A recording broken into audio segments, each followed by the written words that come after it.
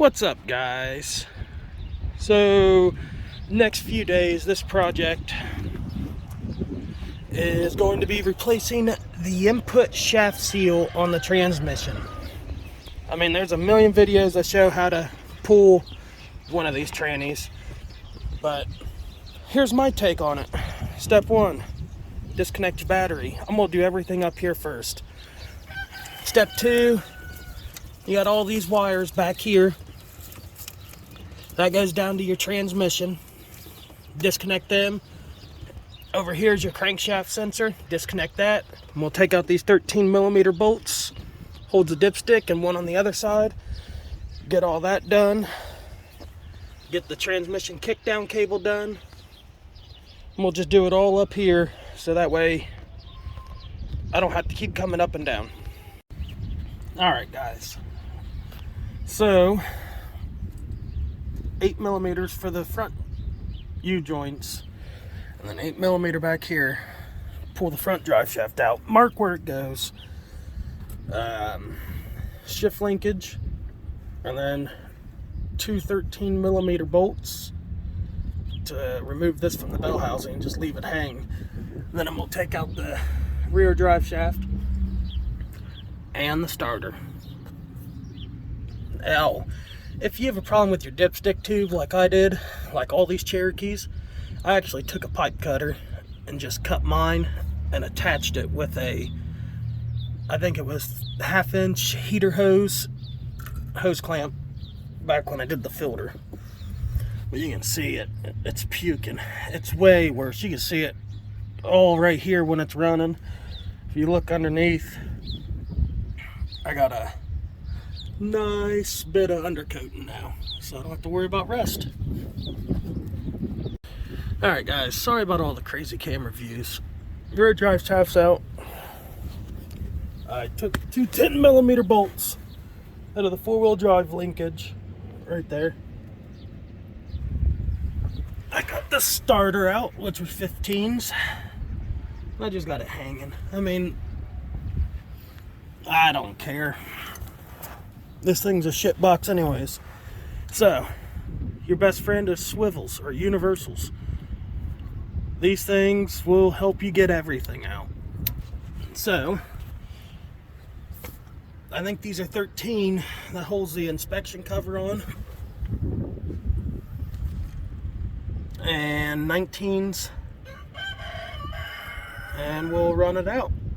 Get it all out of there and get the inspection cover off, and then hell, we're ready to, well, we still have the cooler lines and we have to drain it,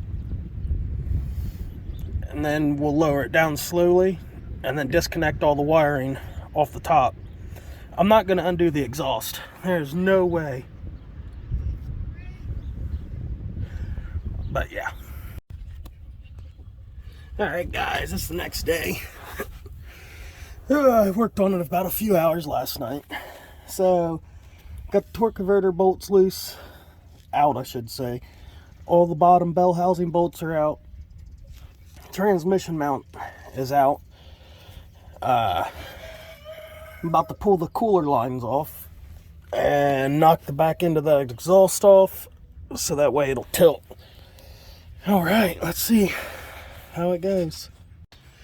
Alright guys, sorry, like I said, this ain't a how-to. This is just how I'm doing it. So, she's out by myself. So, if you're like me and you drive pieces of crap, rust buckets, you're in for a treat. Clips broke on the transmission cooler line, so I had to remove the whole thing from the transmission. No big deal, 7/8 bolt. Here's the fun part. I put a ratchet on this. That broke off instantly. Barely any torque. And I broke a transmission mount bolt. And it's inside the aluminum, so we'll be drilling and doing all that. Hopefully I can get them out.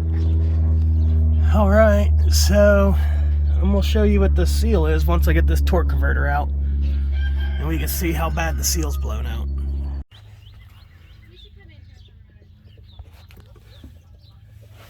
Alright, now that the input shaft's, the torque converter's out, we're going to take our seal puller and we're going to pull this seal out and then tap the new one in. Like I said, this is not a how-to video on to remove the transmission. It's just to replace this. I was quoted $1,100 to replace this.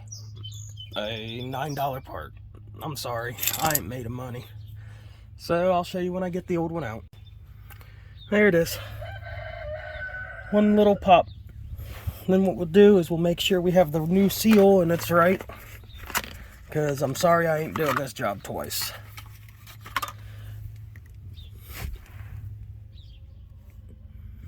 Make sure it's about the right thickness and everything else. Wipe out this.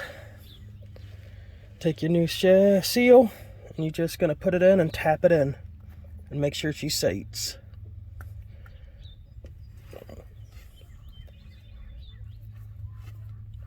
Alright, can't do it one-handed. So I'm going to tap it in and I'll show you it all the way in.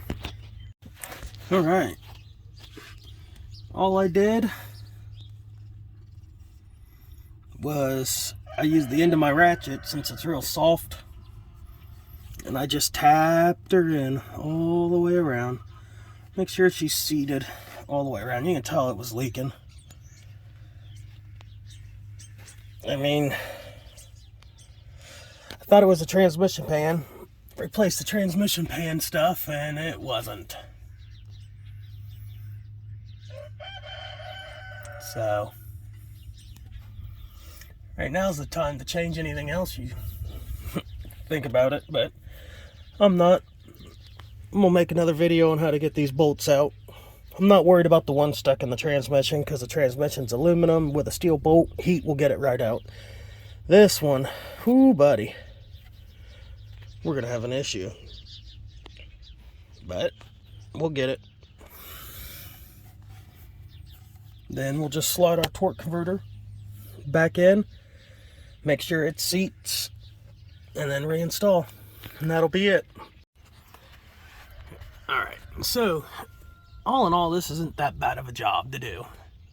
If you see, I didn't take the transmission out, I just lowered it down. Harbor Freight tools. Well, granted, I have a snap-on socket or a screwdriver right there, but like main toolkit, my $100 toolkit from Harbor Freight, a seal puller you can get at any part store, but I've had that from previous jobs. And that's just it. You buy them and tools don't go bad. I mean, once you buy them, they're yours forever.